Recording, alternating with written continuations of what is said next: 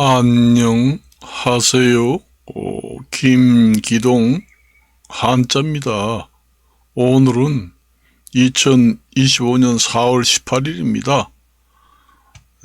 요즘에 대통령 선거 때문에 여러 가지 후보자들이 많이 나왔습니다. 오늘 여론조사를 보니까 홍준표, 그 다음에 한덕수, 현 국무총리가 20% 동률로 나와 있습니다. 사실상 현직에서 국무총리를 하면서 20%를 차지한다는 것은 상당히 높이 산다. 제가 저번 시간에도 얘기했지만은 우리 국민들이 이 선거를 잘해야 됩니다. 저번에 너무 국회의원 총선 국회의원 선거할 때 야당이든 여당이든 너무 한쪽으로 국회의원을 많이 몰아줘서 이 혼란스러운 정치 형태가 이루어졌다. 그렇게도 봅니다. 제 생각에는, 한 나라의 임금은, 국민이라고 하지만은, 국민도 책임이 없지 않아 있습니다. 정치하는 사람들은, 국민을 잘못했다, 이렇게 얘기는 할 수 없죠. 그렇지만 제가 볼 때는 저번에 총선할 때 너무 국회의원 수를 한쪽, 야당이든 여당이든 너무 한쪽으로 몰아주는 바람에 그러지 않아도 국제관계가 지금의 불황으로 어려운데 우리나라가 정말로 혼란에 빠져서 장사가 안 된다. 뭐든지 다 안 된다. 밖에 나가면은 빈 가게가 늘늘하게 많아요. 가게 임대 중입니다. 판매합니다. 꽉 찼습니다. 뭘 말해주냐? 경기가 없다는 얘기입니다. 지금에. 인도 같은 경우에는 올해 아마 50도 내지 60도가 올라간다고 그래요. 앞으로 환경 파괴가 돼서 지구 온난화가 점점 심해집니다. 그래서 앞으로 누가 대통령이 되느냐에 따라서 토지 공개념이 도입될 수도 있습니다. 제가 부동산 전문가니까 얘기하지만은 앞으로 땅을 가지고 있는 사람들은 전적으로 주인이 마음대로 할 수 없습니다. 어느 정도 통제가 됩니다, 앞으로. 그래서 토지 공개념 제도는 전 세계 200여 국가 중에서도 하는 나라도 있습니다. 우리나라 같은 경우에는 땅덩어리는 면적이 적기 때문에 개인이 땅을 몽땅 가지고 모든 권력을 휘두를 수는 없다 해서 공유 개념입니다. 국가가 반절, 개인이 반절, 그 정도의 공개념, 그러니까 토지 공개념입니다. 말하자면은. 토지 소유주가 반 정도, 그 다음에 국가가 반 정도, 여러 가지 사항이 제어가 될 수 있다는 얘기죠. 그래서 대통령 선거를 어떤 사람을 하느냐. 지금 현재 한덕수 국무총리가 대통령을 당선된다면은 지금 현 윤석열 대통령의 정치 노선을 그대로 이어갈 수도 있다는 얘기죠. 그렇게 되면은 정치의 영속성이 그대로 이어질 수가 있다. 윤석열 정부에서 바로 밑에서 국무총리를 했던 한덕수 국무총리가 대통령이 된다면은 윤석열 정치 노선을 그대로 이어서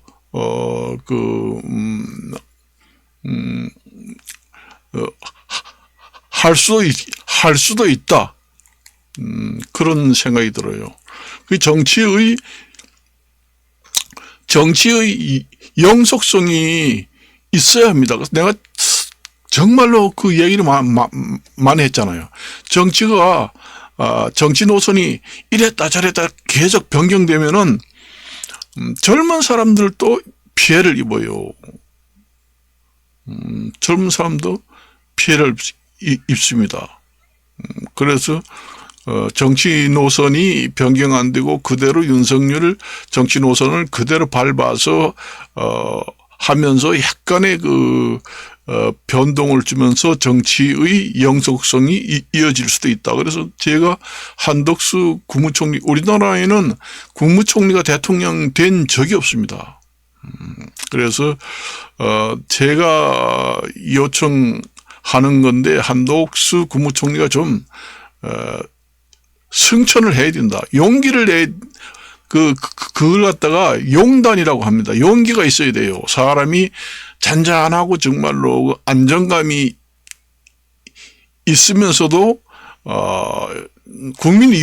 국민의 요구가 이 정도 여론이 된다. 그러면은, 나라를 위해서, 용단을 한번 내겠다 해가지고, 아주, 용단을 한번 내려서 한덕수 국무총리도 안정감 있고 항상 공무원 화이트 갈라의 출신이 아니고 그 욕망이 용처럼 뛰어나는 그런 정치를 한번 우리나라의 그 정치를 살려보겠다는 그 용단이 있구나. 대단한 사람이다. 이런 것을 보여준다면은 지지율이 40% 50%까지 올라갈 수 있습니다. 내가 그전에도 얘기를 했지만은 그 토지 공개념이 그전에도 많이 나왔어요. 우리나라 그 등기 제도라는 것이 공신력이 없습니다. 그래서 사기 쳐먹는 사람들이 많아요. 전세 사기, 그 다음에 뭐 땅 사기, 집 사기. 저 밖에 나가서 이 땅이 내 땅인데요. 매매를 하려고 그럽니다. 주민등록 위조하고, 땅 문서 위조하고, 그렇게 해가지고, 매매를 해가지고, 사기 처먹는 경우 있잖아요. 그게 이제 공신력이 없다는 얘기예요. 그 대만이라든가 뭐, 더 다른 나라 같은 경우에는 등기의 공신력을 인정하는 나라가 있습니다. 우리나라도, 그 등기라든가, 여러 가지 그 전세라든가 등기, 공신력을 지금 우리나라 채택하고 있는 제도가 공신력 없는 제도를 채택하고 있어요. 그래서 우리나라의 등기 제도를 그 공시 능력을 확보를 하기 위해서는 등기 제도를 공신력이 있는 제도로 바꿔야 한다. 그리고 토지 공개념 제도가 다음에 나올 수가 있습니다. 그렇게 되면은 땅이고 토지 공개념, 그 다음에 주택 공개념이 되어 있습니다. 그래서 주택 공개념이 될 같은 경우에는 1인당 그 주택을 2채 이상 갖지 못한다. 이렇게 됩니다. 그 주택도 골고루 국민들이 가지고 있을 권리가 있다. 그래서 주택수를 2개 이상, 10채 이상 30채 가지고 있는 사람은 다 팔아라. 그래서 주택 공개념 제도, 토지 공개념 제도 이런 게 도입이 되면은 국가가 50% 좌지우지, 그 다음에 토지나 주택을 가지고 있는 사람이 권리를 좌지우지할 수 있는 게 한 50%, 60% 정도 이렇게 제동이 걸릴 수가 있다는 얘기죠. 그러니까 우리나라 같은 경우에는 땅도 별로 없고, 땅이 없다 보니까 주택을 많이 세울 수는 없고, 계속 고층을 무한대로 올릴 수는 없습니다. 그러다 보니까 주택 공개념, 토지 공개념 제도가 곧 발효된다. 거기에다가 등기 공신력 인정 제도를 채택해야 된다. 그 등기 공신력 인정 제도라는 것은, 이제 사기 쳐먹는, 부동산 사기 쳐먹는 사람들이, 인감 위조하고, 토지 문서, 위조하고 해가지고, 매매할 때, 직거래를 할 때, 공인중개사를 거쳐도, 사기칠 수가 있죠. 그렇지만, 직거래를 하면서, 사기 쳐먹습니다. 직거래를 할 때, 그 등기사무소에 이제, 매매를 하면서 그 등기 매매 신청을 하게 되면은 등기사무소라든가 지적 그 관청에서 현장에 조사를 나가게 됩니다.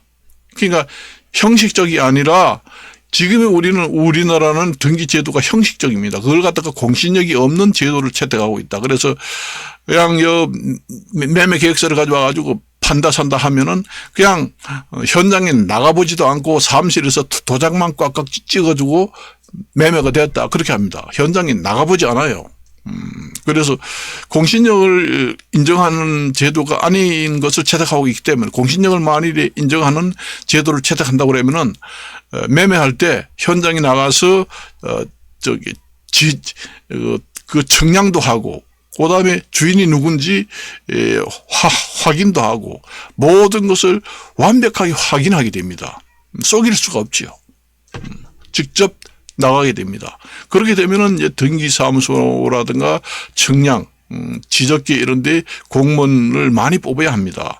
일거리가 많아지니까. 우리나라는 형식적이잖아요. 그냥 서류만 갖추어서 구비해가지고 가져가면은 그냥 다 해줘요. 그러니까 우리나라처럼 사기쳐서, 먹기 좋은 나라가 없습니다. 그래서 그것도 그렇고, 현직에서 국무총리 하면서, 참 국무총리가 잘한다 해가지고 41%의 지지율이 나온다는 것은 쉽지 않거든요. 현직에 있으면은 다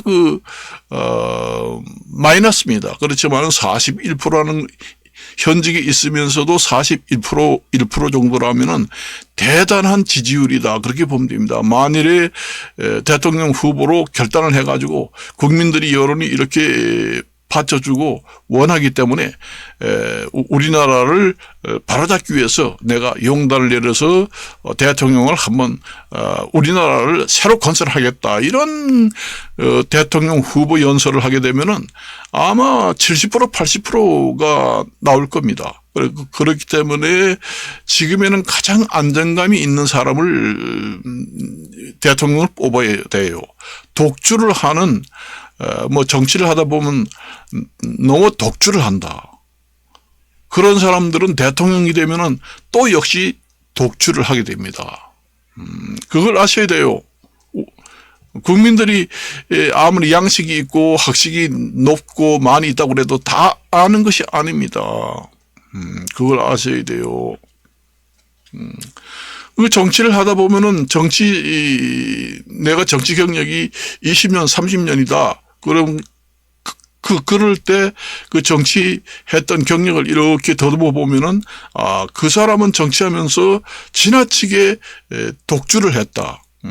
타협이 별로 없고 제왕적인 독주 형태를 부렸다 하면은 그런 사람을 대통령이 다시 앉히면은 완전히 그냥 독재 정치가 되는 겁니다. 거의가.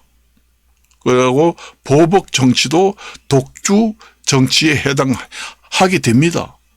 그걸 판단을 잘 하셔야 돼요. 항상 얘기를 하지만은 저번에 국회의원 선거할 때 만일에 야당의 국회의원 선거가 저렇게 많지 않고 여당이나 야당이 비슷비슷하게 국회의원 선거가 절묘하게 국회의원 선거가 뽑혔다.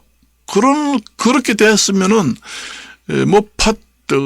탄핵이라든가 저렇게 되지 우리가 지금까지 걸어온 탄핵 정국은 일어나지 않았지 않느냐 그런 생각을 한번 해봅니다. 지난 일이지만은 우리 국민들이 잘못했다는 선거를 잘못했다는 것도 일부 인정을 해야 됩니다. 제가 대한민국의 국민이니까 우리나라 국민도 잘못이 있다 이렇게 얘기하지 정치인들은 표를 의식해서 그렇게 얘기하지 않죠.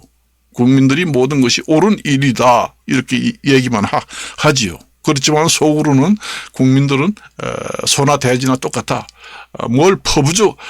돈을 많이 주고 퍼주고 말만 잘하면은 표가 그냥 몰표가 온다. 그렇게 옛날에 국민들을 갖다가 쇠돼지나 마찬가지다 이런 얘기도 있잖아요. 그러니까 국민들이 잘못하는 부분이 많다는 얘기죠. 그래서 국민들이 제대로 뽑아야 국제관계가 지금 이렇게 혼란스러울 때는 안정감, 독주를 하지 않고 원만한 스타일, 그런 스타일을 애유 내강 하는 그런 스타일이 좋습니다. 우리나라 역사상에서 국무총리가 대통령 된 경우는 한 번도 없습니다. 대통령 하려고 국무총리 갔는데 국무총리 못한다 해가지고 현직에 있으면은 현직 대통령도 한 2, 3년 정도 정치를 하게 되면은 처음에는 그 대통령도 그 지지율이 많이 올라가다가 잘 못한다 해가지고 20, 30% 뭐 10% 떨어지잖아요. 그런데 현재 한덕수 대통령의 지금의 그 정치를 잘한다 41%가 나왔다고 그러면은 그거는 엄청난 겁니다. 그게. 그걸 아셔야 돼요. 현직에 있으면서도 41%가 나왔다는 것은 대통령 후보로 출마 선언을 한다고 그러면은 한 60%, 70% 가까이 나옵니다. 그걸 제가 저번 시간에도 얘기했잖아요. 한덕수, 국무총리가 대통령 하게 되면은 윤석열 정치 노선을 그대로 이어가고, 그 다음에 그 의로 대란도 좀 축소가 되고, 그런 노선도 그대로 이어갈 수도 있고, 그렇게 하면서 헌법 개정을 또 주도하고, 그 한덕수 국무총리의 그 영어 실력이라는 건 말할 수가 없습니다. 그래서 그 애국 그 정치 고위 관리들하고 여러 가지 그 허심탄회하게 얘기할 수 있고, 그런 부분도 있고, 친화력 이런 것도 상당히 좋고. 그렇잖아요. 이 혼란스러운 불경기에 이 정도까지 그 신용 등급이 우리나라 국가 신용 등급이 하락하지 않고 이 정도까지 왔다는 것은 상당한 그 견인력이 있다. 그래서 이제 제가 이제 뉴스를 보고 유튜브를 한번 찍어야 되겠다 해서 지금 말씀을 드리는 겁니다. 우리나라는 앞으로 주택 공개념, 토지 공개념, 그 다음에 등기 공신력 제도를 인정하는 것을 채택해야 된다. 그래야 전세 사기, 부동산 사기가 줄어든다. 그것을 좀 하려면은 법원에 근무하는 공무원들을 좀 많이 뽑아야 됩니다. 아무래도 형식적이 아니기 때문에. 요즘에는 전부 다 부동산 우리가 매매 과정에서 보면은 형식적으로 구비 소리만 완벽하게 해가지고 하면은 현장에 가보지도 않아요. 땅이 뭐 있는지 없는지도 모르고, 서류장에 완벽하네? 다 통과가 되니까 사기 처먹기 좋잖아요. 은행에서도, 만일에 우리나라 모든 서류 제도는 공신력 제도를 인용한다. 이렇게 되면은 은행에서도 현장에 나가봐야 합니다. 과연 감정평가사를 동원해서. 그래서 내가 이제 말씀을 드리는 거예요. 제가 모든 면에 저는 이발소 미용 이런 것도 열심히 하지만은 여러 분야에 두루두루 많이 공부를 한 사람이에요. 그래서 선거를 어떻게 하느냐에 따라서 우리나라가 한강의 기적이 완전히 나락으로 떨어져서 가장 가난한 나라, 최빈국으로 될 수 있기도 하고, 또는 중진국 내지는 선진국으로 발돋움할 수 있는 절호의 시점에 와 있다. 분기점에 와 있다. 가장 선거를 어떻게 하느냐에 따라서 잘 되느냐 못 되느냐 그 분기점, 분수령에 와 있다는 얘기예요. 완전히 그건 갈림길에 와 있다는 겁니다. 여기에 정점에 와 있는데 어떻게 뽑느냐에 따라서 나락으로 떨어질 수도 있고 치고 올라갈 수도 있고 그렇다는 얘기죠. 그래서 오늘은 여기까지만 이야기하고 마칠까 합니다. 안녕히 계십시오.